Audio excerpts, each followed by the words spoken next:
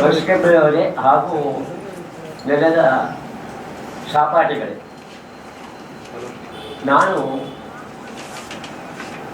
ನನಗೆ 81 ವರ್ಷ ಪ್ರಾಯ.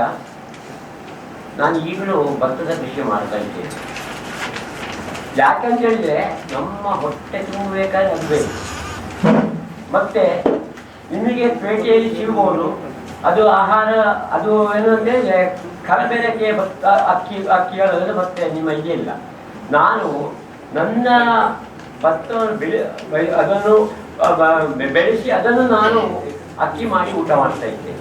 ನೋಡಿ, ಈಗ ಸಹ ನಾನು ನಿರೋಗಿಯಾಗಿ, ರೋಗ ಇರ್ಬೋದು, ಆದರೆ ನಿರೋಗಿಯಾಗಿ ನಾನು ಈಗ ಸಹ ನನ್ನ ಕೆಲಸಗಳನ್ನು ಮಾಡಿಕೊಂಡು ಗದ್ದೆಗಳಲ್ಲಿ ತಿರಿಕೊಂಡು ನನಗೆ ಬೇಕಾದ ಕೆಲಸ ಮಾಡ್ತಾ ಇದ್ದೇನೆ. ಯಾಕೆ ಅಂತ ಹೇಳ್ತೀರ, ಅದು ನಮ್ಮ ಕರ್ತವ್ಯ.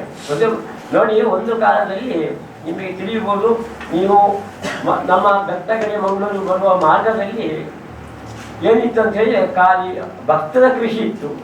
ಅಂಥದ್ದು ಈಗ ಏನಾಗಿದೆ ಅಂತ ಹೇಳಿದ್ರೆ ಯಾವುದು ಒಂದು ಕಾಂಕ್ರೀಟ್ ಕಾಡುಗಳು ಆಗ್ತಾ ಉಂಟು, ಕಾಡುಗಳು ಆಗಿದೆ. ಅದೇ ನಮ್ಮ ಹಳ್ಳಿಯಲ್ಲಿ ನೋಡಿ, ಈಗ ಹಳ್ಳಿಯಲ್ಲಿ ಶಕ್ತಿ ಏನಾಗಿದೆ ಅಂತಂದರೆ, ಒಂದು ಕಾಲದಲ್ಲಿ ನಮ್ಮ ಸುತ್ತ ನಮಗೆ ನಮ್ಮ ಅಜ್ಜನಿಗೆ 3 ಗ್ರಾಮದ ಒಡೆಯರಾಗಿದ್ದೆವು ನಾವು ಒಂದು ಕಾಲದಲ್ಲಿ.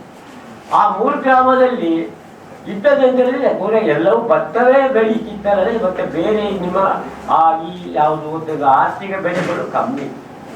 ಅಂಥದ್ದು ಈಗ ಆರ್ಥಿಕ ಬೆಳೆಗಳು ಮುಂದೆ ಹೋಗಿದೆ, ಭತ್ತದ ಕೃಷಿ ಹಿಂದೆ ಬಂದಿದೆ.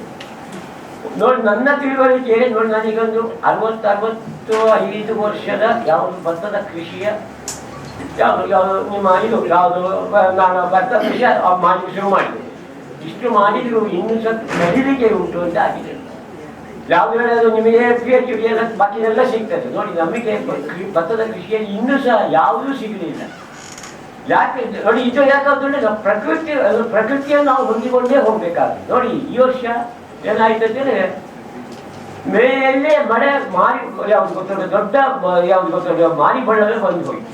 ಅಂಥದ್ದು ನೋಡಿ, ಆದರೂ ಆ ಸಮಯದಲ್ಲಿ ನನ್ನ ಬೇಕಾದಂಥ ಕೃಷಿಗಳನ್ನು ಮಾಡಿಕೊಂಡು ನಾನು ಈಗ ನೋಡಿ, ನಂದು ನೇಜಿ ನಟ್ಟು ಆಗಿ ಈಗ ಸರ್ ಒಂದು ತಿಂಗಳು ಸಾಕಷ್ಟು ಆಗಿದೆ.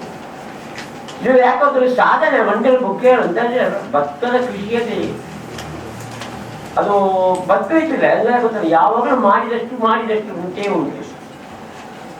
ಇಷ್ಟು ಇದ್ದರೂ ಸಹ ಏನು ಗೊತ್ತಂದ್ರೆ ಇದರಲ್ಲಿ ಗೊತ್ತಿಲ್ಲ, ನಮಗೆ ಸರ್ಕಾರದಿಂದ ಯಾವ ಸವಲತ್ತುಗಳು ಬರ್ತಾ ಇಲ್ಲ. ಈ ಯಾವತ್ತೂ ಭತ್ತ ಬೆಳೆಸುವವನಿಗೂ ಅದಕ್ಕೆ ಪ್ರೋತ್ಸಾಹ ಅಂತ ಇಲ್ಲ. ಅದೇ ನೋಡಿ, ನಿಮಗೆ ತಿಳಿಬೋದು. ನಾನು ಯಾಕಂತ ಹೇಳಿದೆ ಅಂತ ಹೇಳಿದ್ರೆ ಭತ್ತದ ಕೃಷಿ ಅದು ಯಾಕಂತ ಇಲ್ಲ, ಅದು ಇಲ್ಲದಿದ್ರೆ ನಿಮಗೆ ನೀರು ಯಾಕಂತ ನೀರು ಒಂದೇ ಹೋಗ್ತಾ ಇದೆ. ನೋಡಿ, ಈಗ ಭತ್ತ ಯಾಕೆ ಇದ್ದಲ್ಲಿ ಗದ್ದೆ ಇದ್ದಲ್ಲಿ ಅಲ್ಲಿ ನೀರು ಉಂಟು. ನೋಡಿ, ನಮ್ಮ ಈಗ ಎಷ್ಟು ಅಂತ ಹೇಳಿದ್ರೆ 5 ಎಕರೆ ಯಾವುದು ಉಂಟು, ಅಲ್ಲಿ ಗೊತ್ತುತ್ತೆ. ಅಲ್ಲಿ ನಾವು ಭತ್ತದ ನೀರನ್ನು ನಿಲ್ಲಿಸೋದ್ರಿಂದಾಗಿ ಮಳೆಗಾಲ ನೀರು ಇರ್ತದೆ, ಅದೇ ಬೇಸಿಗೆಗಾಲದಲ್ಲಿ ನಮಗೆ ನೀರು ನಮ್ಮ ಅಲ್ಲಿ ಆಗ್ತದೆ.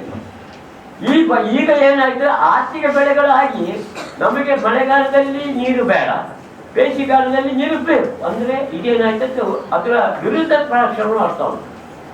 ಇದರಿಂದಾಗಿ ಏನಾಗಿದೆ, ಭತ್ತ ನಾವು ಕೇಳಿದ್ರೆ ಭತ್ತದ ಕೃಷಿ ನಿಂತಾಗಿ ಈಗ ನೋಡಿ, ನಮ್ಮಲ್ಲಿ 700-800 ಫೀಟ್ ಯಾವುದು ಗೊತ್ತಿಲ್ಲ, ನೀವು ಬೋರ್ವೆಲ್ನಲ್ಲಿ ಅಷ್ಟು ಅಡಿಗೆ ಹೋಗಬೇಕಾಗಿದೆ.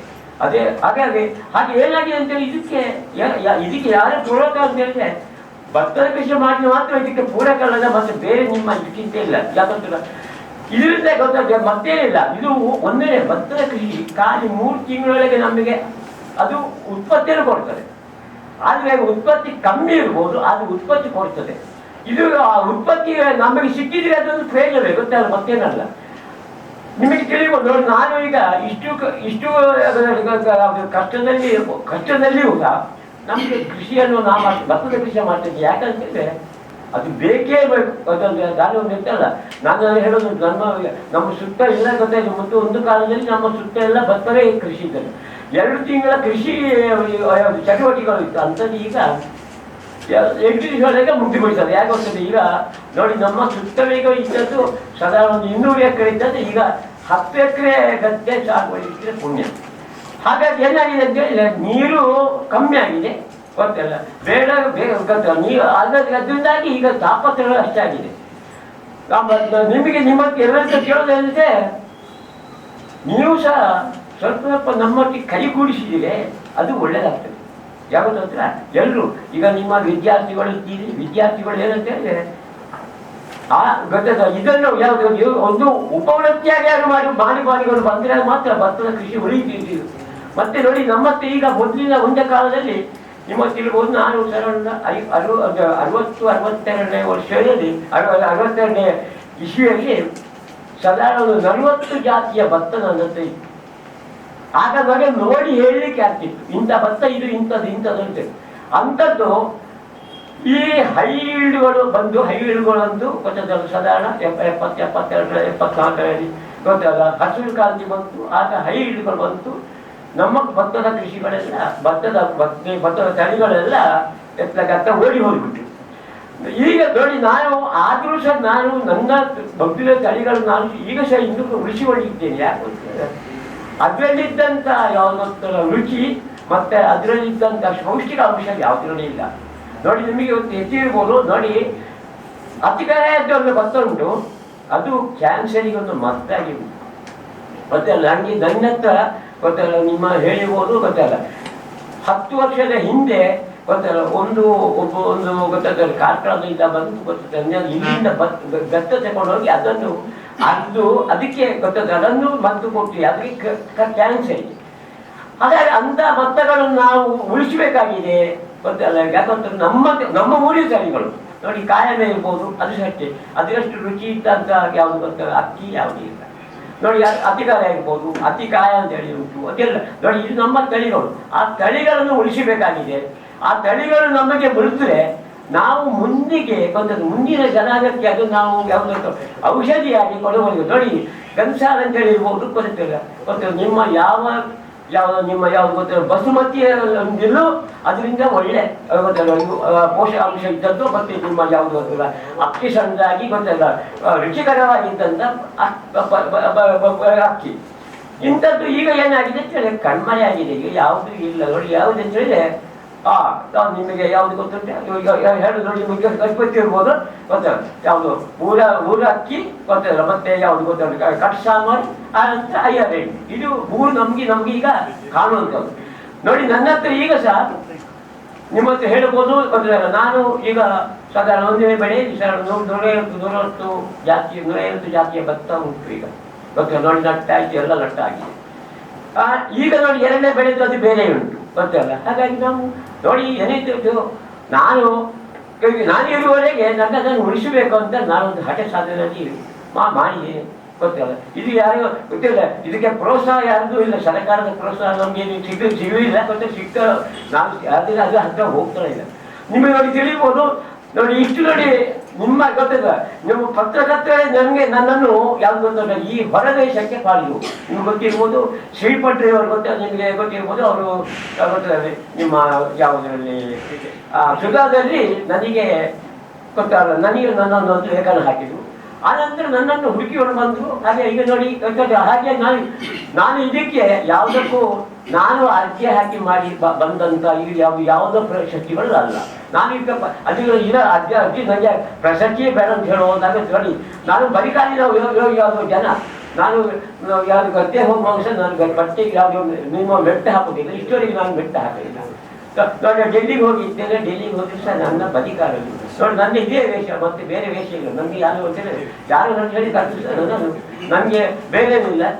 ಯಾಕೆ ಹೇಳಿದೆ ಹಾಗಾಗಿ ನಾನು ಈ ಮತ್ತೆ ಹೇಳೋದು ಅಂತ ಹೇಳಿದ್ರೆ ಭತ್ತದ ಕೃಷಿಯನ್ನು ನೀವು ಇಷ್ಟು ಗೊತ್ತಾಗ್ತದೆ. ನೀವು ನನ್ನನ್ನು ನನಗೆ ಪ್ರೋತ್ಸಾಹ ಮಾಡೋದಕ್ಕಿಂತ ನನಗೆ ಗೌರವ ಕೊಡೋದು ಯಾವುದು ನನ್ನ ಗೌರವ ಕೊಡಬೇಡಿ, ಭತ್ತಕ್ಕೆ ಗೌರವ ಕೊಡಿ ಅಂತ ನಾನು ಕೇಳ್ತಾ ಇದ್ದೇನೆ. ಯಾಕೆ ಗೊತ್ತಾ ಭತ್ತ ಬೆಳಿಬೇಕು, ಭತ್ತ ಉಳಿಬೇಕು. ಅದು ಉಳಿದ್ರೆ ಭತ್ತ ನಾವು ಮುಂದಿನ ಜನಾಂಗಕ್ಕೆ ನಾವು ತೋರಿಸ್ಬೋದು.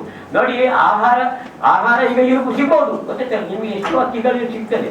ಆದರೆ ನಾನು ಊಟ ಮಾಡಿದಂಥ ಅಕ್ಕಿ ನಿಮಗೆ ಸಿಗುವುದಿಲ್ಲ. ಯಾಕೆ ಗೊತ್ತಿಲ್ಲ ನಾನು ರಾಸಾಯನಿಕ ರಹಿತ ಕೃಷಿ, ನಾನು ಯಾವುದಕ್ಕೂ ರಾಸಾಯನಿಕ ಹಾಕೋದಿಲ್ಲ. ನಿಮ್ಮ ಯಾವುದು ಗೊತ್ತು ಕ್ರಿಮಿನಾಶಗಳನ್ನು ಹಾಕ್ತೇವೆ. ಹಾಗಾಗಿ ನಿಮ್ಮಂತೆ ನಾನು ಕೇಳೋದು ಹೇಗೆ ನೀವು ಸಹ ನಿಮಗೆ ತುಂಬಾ ಆಗಬೇಕಂತ ಇಲ್ಲ, ಆ ಸ್ವಲ್ಪದನ್ನು ಅದು ಸ್ವಲ್ಪ ಆದರೂ ತೊಂದರೆ ಅಲ್ಲ, ಅದು ಒಳ್ಳೆಯದು. ಹಾಗಾಗಿ ಇವತ್ತು ನಾವು ಕೇಳೋದಂದ್ರೆ ಭೂಮಿಯನ್ನು ಹಾಳು ಮಾಡಬೇಡಿ. ಭೂಮಿ ಗೊತ್ತಲ್ಲ, ಈಗ ರಾಸಾಯನಿಕ ಹಾಕಿ ಭೂಮಿ ಹಾಳಾಗ್ತಾ ಹೋಗ್ತಾ ಉಂಟು. ಆ ಭೂಮಿಯನ್ನು ಹಾಳು ಮಾಡಬೇಡಿ, ಅದನ್ನು ಉಳಿಸಬೇಕಾದ್ರೆ ನಾವು ಇದೇನಂದ್ರೆ ರಾಸಾಯನಿಕ ರಹಿತ ಕೃಷಿಯನ್ನು ಮಾಡಬೇಕು. ಗೊತ್ತಲ್ಲ ಸರ್ಕಾರ ನೋಡಿ, ಈಗ ನೋಡಿ ಗೊಬ್ಬರ ಹಾಕ್ತಾ ಉಂಟು, ಯೂರಿಯಾ ಸಿಗ್ತಾ ಇಲ್ಲ ಸರಿ ಸ್ವಾಮಿ, ನನಗೆ ಯಾವ ಯೂರಿಯಾವೂ ಬೇಡ, ಯಾವುದೂ ಬೇಡ ಅಂತ ಹೇಳೋ ನನಗೆ ನನ್ನ ಹಟ್ಟಿಯಲ್ಲಿ ಗೊಬ್ಬರ ಆಗ್ತದೆ, ಅದು ನನ್ನ ಗೊತ್ತಿದೆ. ನಿಮ್ಮ ನನಗೆ ಯಾವುದಾದ್ರು ರೋಗಗಳು ಬಂದು ಯಾವುದು ನಿಮ್ಮ ಕೈಲಿಗೆ ಏನಾದ್ರು ರೋಗ ಬಂದರೆ ಏನಾದ್ರು ಇದ್ರೆ ನಮ್ಮ ಹತ್ರ ಬೂಜಿಗಳ ಅಥವಾ ಈಗ ಬೂಜಿ ಅಥವಾ ಅಂತಂದು ಹಾಕೋದಲ್ಲ, ಮತ್ತೆ ಬೇರೆ ನಾನು ಯಾವ ಕ್ರಿಮಿನಾಶಗಳನ್ನು ಹಾಕ್ತಾ ಇಲ್ಲ.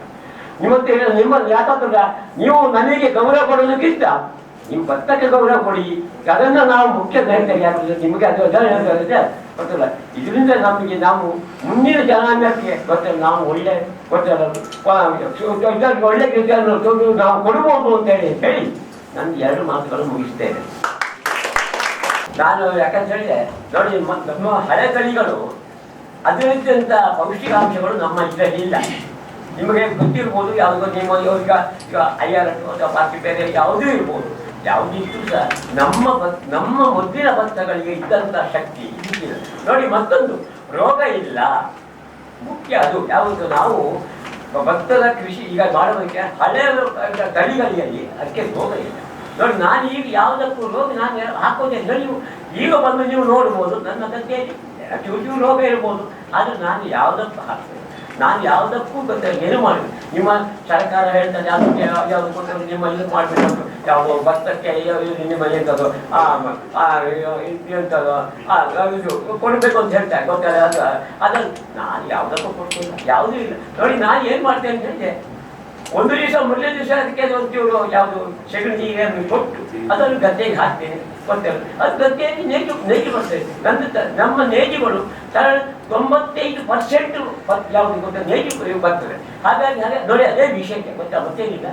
ನೀವು ಯಾಕಂತ ಹೇಳಿದ್ರೆ ಇದು ಯಾವುದು ನಿಮ್ಮ ನಾವು ಬಂದದ್ದು ಅಕ್ರಮದಲ್ಲಿ ನಮ್ಮದನ್ನು ಉಳಿಸಿಕೊಳ್ಬೇಕು. ಯಾಕಂತಂದ್ರೆ ನಮ್ಮದನ್ನು ಉಳಿಸಿಕೊಂಡ್ರೆ ಮಾತಾಡ್ತಾರೆ. ಯಾಕಂತಂದ್ರೆ ನಮ್ಮದ್ರಲ್ಲಿ ಆ ಭೂಮಿಗೆ ಅಂತ ಶಕ್ತಿ ನಮ್ಮದು ಅದು ಉಳಿತದೆ, ಗೊತ್ತಲ್ಲ. ಆ ಭತ್ತಕ್ಕೆ ಅದಕ್ಕೆ ಯಾವುದು ನಮ್ಮ ಜಾಗದಲ್ಲಿ ಇದ್ದದ್ದು ನೋಡಿ, ನೀವು ಮತ್ತೊಂದು ಕಡೆಗಳಿಗೆ ಗೊತ್ತಿಲ್ಲ ನನಗೆ ಆಗ್ತದೆ ಅಂತ ಹೇಳಿದ್ರೆ ಇದಕ್ಕೆ ಸಲುವಾಗಿ ನೀವು ಹೇಳೋದಂತ ಹೇಳಿದ್ರೆ ಇದು ಮುಖ್ಯ. ಗೊತ್ತಲ್ಲ ಹಳೆ ತಳಿಗಳು ಇದು ಇದ್ದಷ್ಟು ಹೊಸ ತಳಿಗಳಿಗೆ ರೋಗ ಖಂಡಿತ ಯಾವಾಗಲೂ ಗೊತ್ತಲ್ಲ. ಹೊಸದಾಳಿಗೆ ಅದಕ್ಕೆ ಆಹಾರ ಜಾಸ್ತಿ ಕೊಡ್ತಾರೆ ಹೋಗ್ತದೆ, ಆದರೆ ಅದಕ್ಕೆ ರೋಗವು ಅಷ್ಟೇ ಉಂಟು. ಅದಕ್ಕೆ ನೀವು ತಿಂಡಿಗೆ ಹಾಕೊಂಡು ಜಾಸ್ತಿ ಬೇಕಾಗ್ತದೆ.